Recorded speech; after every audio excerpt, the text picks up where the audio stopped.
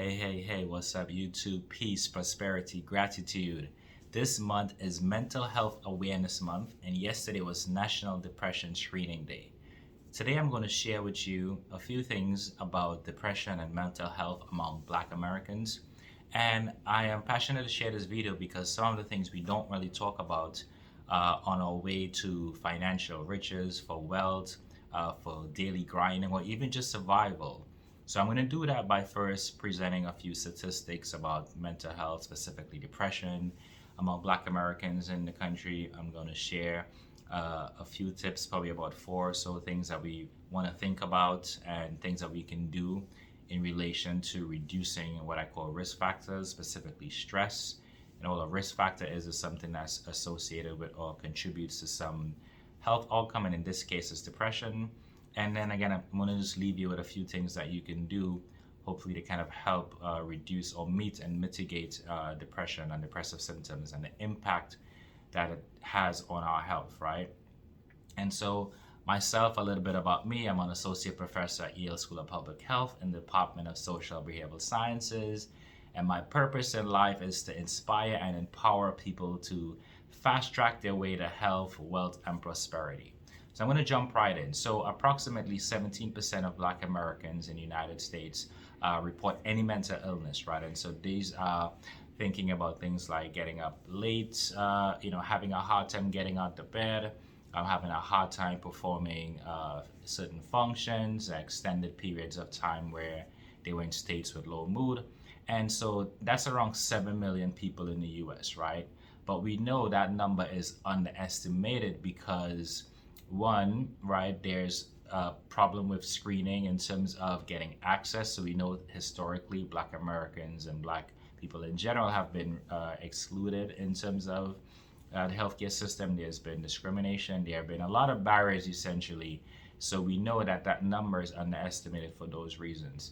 Another big reason is that depression often shows up differently in Black people, right? So there are some studies that have showed that depression is often masked by other types of behaviors that Black people typically might engage in to compensate or to kind of deal with depressive symptoms, right? So in theory, we might see a lower prevalence of depression, a lower likelihood of reporting depression, but there might be a higher likelihood of reporting some other behavior, like maybe excessive drinking or some other thing that is used or people often use to sort of, again, deal with or meet depression. And then the third thing is really this often stigma in our community, right? Which makes it really hard also that even if someone wants to get tested or wants to get screened rather, there's often stigma around what mental health is and what depression looks like. There's a lot of sort of cultural things. And so today, again, just want to kind of share a little bit about how do we kind of take the context around what it feels like to be, again, in a situation where you might be at risk for depression. And one of the things that drives one of the factors amongst Black people in general and everyone else, right? But financial stress, right? So that's like a huge risk factor for depressive symptoms, right? More generally, that struggle of sort of making ends meet or even just coming up in certain financial situations that are challenging, right? So I'll share a little bit about my own story in terms of stress, right? So the financial stress specifically. This week I got an invoice from someone that was doing some work for me at my apartment, and I thought that I made the last payment, right? It was around $2,000 or so was the final deposit, but then I received the invoice for $12,000, and I was surprised because I thought that I was paying down on this job all the time. I didn't realize that there were other things that came up in a job that kind of became basically separate contracts that I was paying for instead of paying down in the major contract. So imagine you're getting up one day, it's like 8 in the morning, you get this text from the person like, hey, I'm looking for the money, here's the bill. And I'm just like, what? I just paid you, like, what are you talking about? And then that same morning, I got a bill from my attorneys for a separate related issue that was also around $12,000. And so imagine you're getting up at like early in the morning, about to start your day, and realizing that you owe $24,000 to someone, right? And so that just really took me, it took a lot out of me, right? In that moment, I was stressed to such a point where my shoulders were tense, my neck, my head. And, I started really feeling down because during this whole week, there's just been a lot of other challenges. And I think the thing, if you will, that broke the camel's back is sort of is this, like burden that just sort of came out of nowhere, right? Or at least to me, kind of came out from a place that I wasn't really aware of or wasn't anticipating. So that's the first thing that I want to share in terms of when we think about the factors that contribute to that may lead up to depression, right? Is this acute stress, right? And so stress, there are important functions for stress, right? So fight or flight is a thing that helps your chemicals in your body release when it's time to get away from a situation. But we know that certain types of stress is just bad, right? Because it dysregulates your system, right? And so in this case, I can feel all of the chemicals in my body just rushing up to my head, and I just had to take a step back. So that's the first thing I want to say. We got to learn our bodies, right? We got to learn when we are under certain stressful periods and figure out a productive way to deal with this. And why is this important, right? Well, I know two people personally who died from these sort of acute stressful moments. One was the principal of my high school, right? I went to a rough high school, right? There were a lot of challenges, fights, all types of things in the high school, and the principal really did a great job turning around the school. And he did that by being hard on the students and kind of being involved in almost everything around the school in terms of getting kids right. And just one particular morning, there was some incident, I don't know what it was, but he got so upset or got so stressed that he had an aneurysm. Basically, the blood rushed up his brain, and boom, young guy, probably mid-40s or so, died. A second person is a friend of a friend whose father passed away after having an argument with someone. In a situation escalated, and basically he was so stressed that just on his way back home, ended up tripping on a step or something like that and hit his head. And by the time someone found him, it was too late, right? So there's so many people who get into some kind of stressful situation, but again, for a number of different reasons, turned out fatally, right? And so once I started recognizing how I was feeling, the first thing I went to do was take a walk. And so when we think about all of the ways that we can sort of meet and mitigate stress, we want to kind of look for things that are low level, that are easy. So I took a walk, but then the second time when I came back, I was still in this zone because I was texting the guy. I was kind of trying to figure out like, how could this happen? What am I going to do?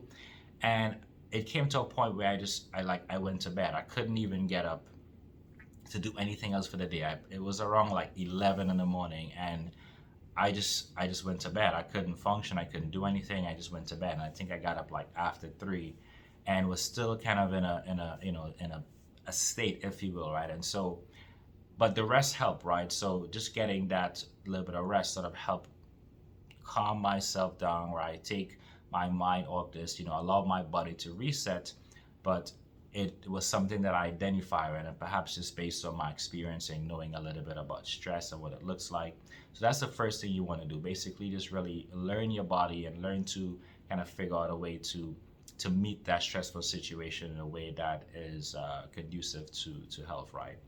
The second thing we should do, or I would encourage, is really identifying and being intentional with reaching out to your social connections, right? And social connectedness is a huge sort of protective factor in a way that we think about things that help us, reduce the risk of disease or improve health, right? And there's a recent Surgeon General's report that came out around May 2023 that basically showed how important social connectedness is, right? And that's defining social connectedness such as the networks, the people that you have in your networks, the size of your networks, the functions that people in your networks perform, the things that you do in your community, the contributions to others, the way how you feel or show up in your neighborhoods or in your social groups. So it's defining a lot of ways, right?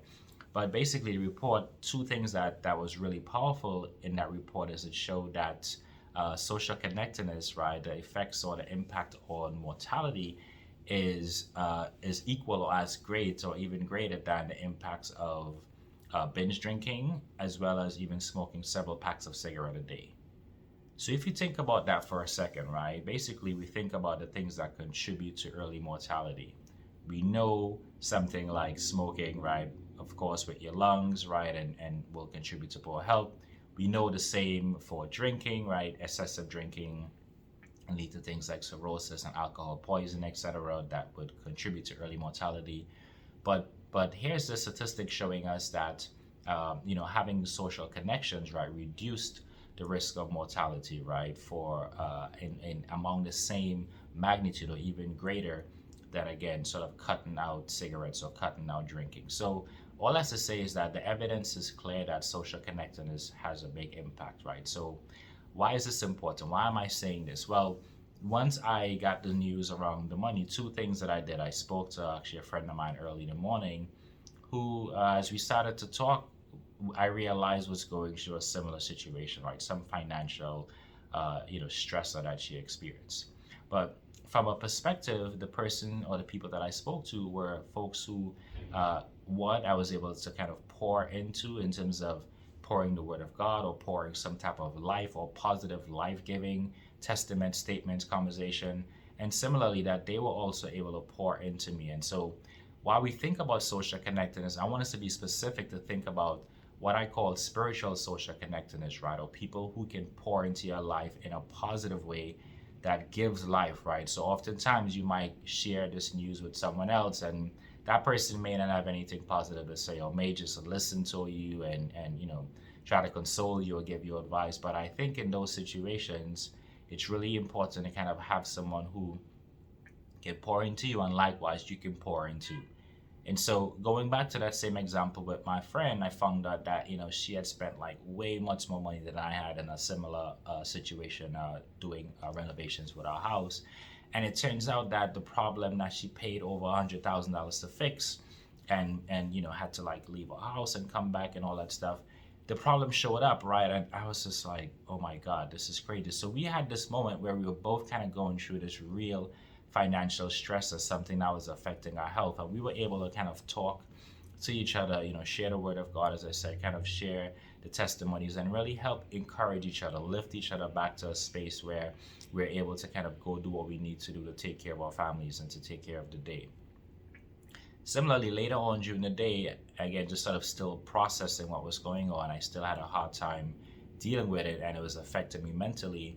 I reached out to another friend of mine, a brother who similarly is a person who typically have been able to pour into me during these situations, right? Pouring in the word of God, pouring in positive affirmations, pouring in things that are helpful, right? And similarly, I do the same when that person is going through particular things in their life. But one of the things that came on during that conversation is, again, sort of like a faith building where it is the ability to kind of like prove yourself through the situation or prove God, right? Or prove that you have a destiny, that this particular incident is not a it's not a life-defining situation, meaning that you're going to rise above this. This is not going to take your life. This is not going to put you in a state that keeps you depressed or keep you from functioning in a way that is helpful for your family. And that statement was, look, yes, this is a lot of money. This is something that, again, it's not. It's coming up at 24,000 in 24 hours, right? It's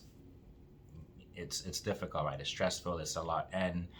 But what I took from that moment, or that conversation, was that what about people who are coming up or need to come up with $1 million in 24 hours, and that would be you, right? Based on the destiny that you're going towards, right? We're gonna be in places where it might just be that we need to come up with $1 million, right? And in 24 hours or a day or whatever it is. So the perspective I took from that is that, yeah, this situation I'm going through right now is really challenging, is life defining to the extent of it's tough, right?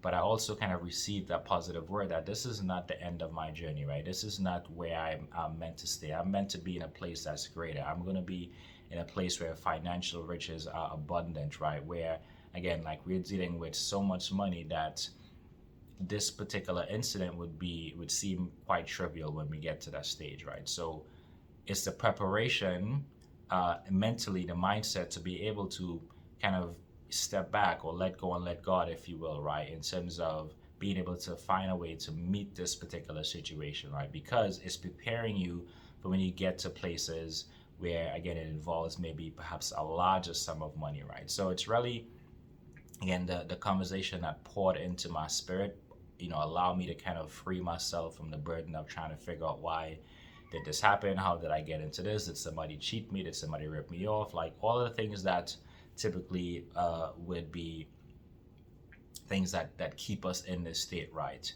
And so the third point I want to talk about is really owning the situation. And some people say taking responsibility. I try to use the word owning because taking responsibility sometimes feel like it's like a blaming type situation where you're like, oh, I should have done this, I should have done that.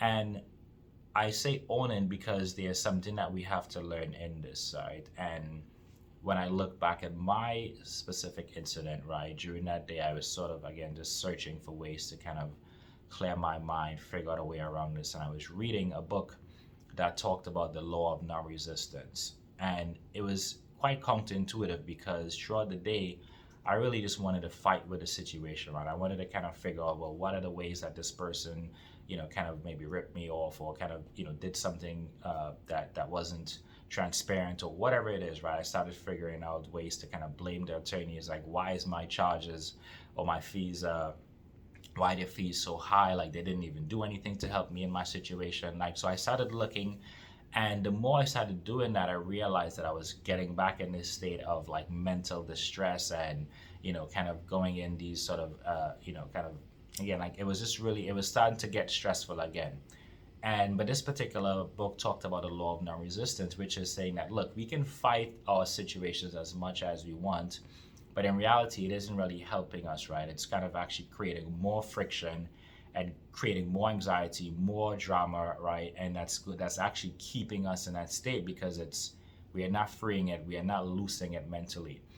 And the analogy that the author used in the book was how a river, right, or a stream kind of, starts off as a stream coming down the brook, and along the way, it sort of meets all of these obstacles. But the primary goal is to get into the ocean, right, get into the sea. And so, even though on that journey from the stream or the rivers, what have you, throughout life, it encounters a lot of obstacles, right? I'm just thinking about there's a place in my country in Trinidad called the Dry River, where when it's rainy season, when it rains a lot, the river like overflows, and you're seeing all types of stuff in the river, right? You're seeing like stoves, like mattresses, like tree branches, a bunch of junk, right? And that's sort of the analogy of what's going on in our lives, right? A lot of trials, a lot of things that are moving along with us, and so.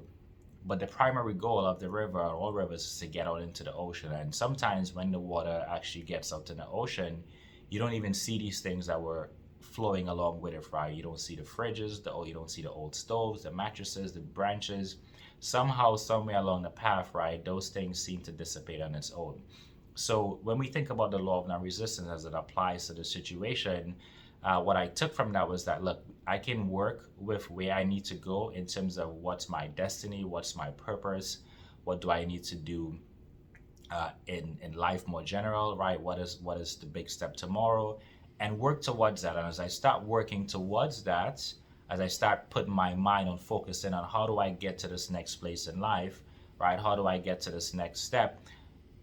I take my mind away from those situations that are causing stress, right, and that are keeping me in this sort of depressive state, right? And so one example of that is that I'm making this video here now for you. I've been trying to make a video for a long time, but I use that pain, if you will, to turn it into a purpose, right? And to say somebody needs to hear this, right? Again, I've known countless people who've been in stressful situations and kind of took it the wrong way or took it out in a way that wasn't helpful, took it in sometimes ways that cost them their lives, right? So I felt my purpose in this particular moment was to talk about this thing that I've been going through and share a few, again, just sort of tips, if you will, or things that I hope can bless someone or can help someone going through, a similar situation, right? So that's kind of the third thing. And then the fourth thing is as we talked about, just coming from National Depression Screening Day, is get tested, right? Get screened specifically for depression, right? It's something, again, that in our community, there's a lot of stigma around it, but there are other ways that you can at least kind of get an indication of where you are by just taking an online assessment. So yesterday I took there's a website from the National I think Alliance of Mental Illness, something like that. They have a quick screener. It took me like 5 minutes to answer the questions. I answered a few demographics and I got my score. And I was able to at least put that in context to understand where I was right now. If my score was in a place that it was really severe or something like that, then I would probably need to take another step. Thankfully I'm okay, right? I'm here making this video, everything as well, but at that moment it was really important to kind of get an objective assessment, right? And so there are these online screening tools that you can do in the privacy of your own home, right? Again, I took it on my phone. It took me 5 or 6 minutes.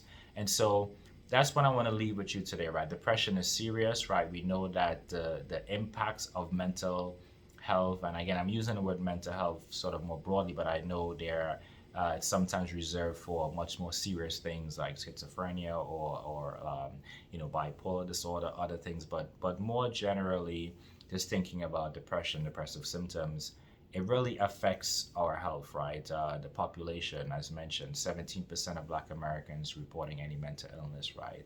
The number of people who are receiving treatment for depression or depressive symptoms is quite low. It's roughly around 37% of people who need the treatment receive it. And again, we know that there are a lot of barriers to getting care. So we just want to be able to kind of take care of ourselves on that pursuit to wherever we're trying to get to wealth, right, to financial prosperity, and again, the daily hustle, the daily grind.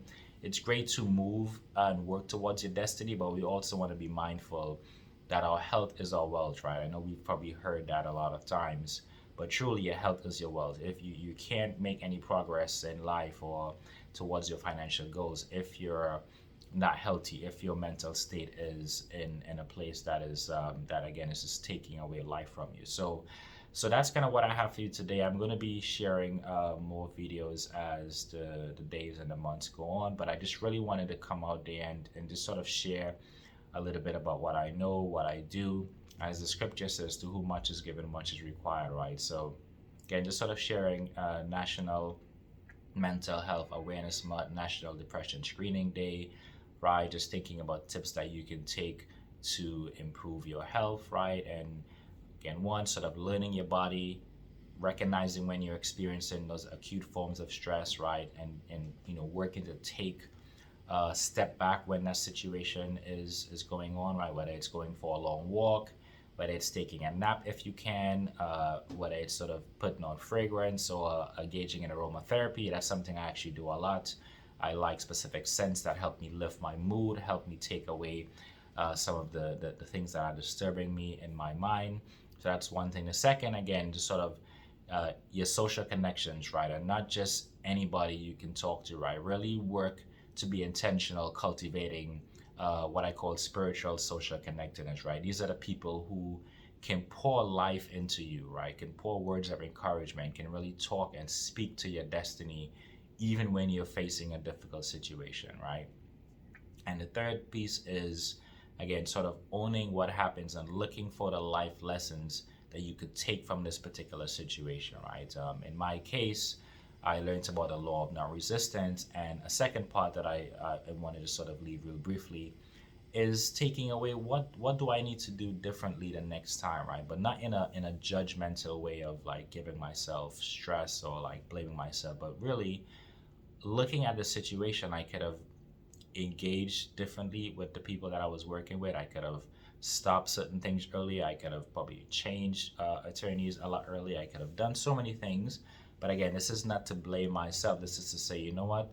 Where I'm going to be in life is so great and the stakes are going to be so high that this is just a practice run, right? We're going to be engaging with folks where we're going to need to have, again, millions of dollars at stake, right? So how do I handle this particular situation now, right? Okay, when I'm dealing with certain people or in certain type of business transactions, you got to be involved. You got to be there every day. You got to double check stuff. You got to read. You got to, when you're dealing with certain attorneys, you got to, make sure you're staying on top of stuff, right? If things aren't going your way, you want to move away from a certain situation. So just taking ownership. And then again, as I close, finally you're just sort of getting screened, right? Whether that's on your phone, whether that's sort of going into even a healthcare setting, if you will. But either way, you just kind of want to know where you are mentally. And so, if this blesses you, if this speaks to you, I pray that you get something that's really helpful from this. If you know anyone who can benefit from hearing this, please feel free to share. And yeah, look out for the next video. So this is Yusuf Ransom again. I'm associate professor at Yale School of Public Health and Department of Social Behavioral Sciences. And my purpose is to inspire and empower people to fast track their way to health, wealth, prosperity, well-being, happiness, right? So stay tuned and stay safe. All the best.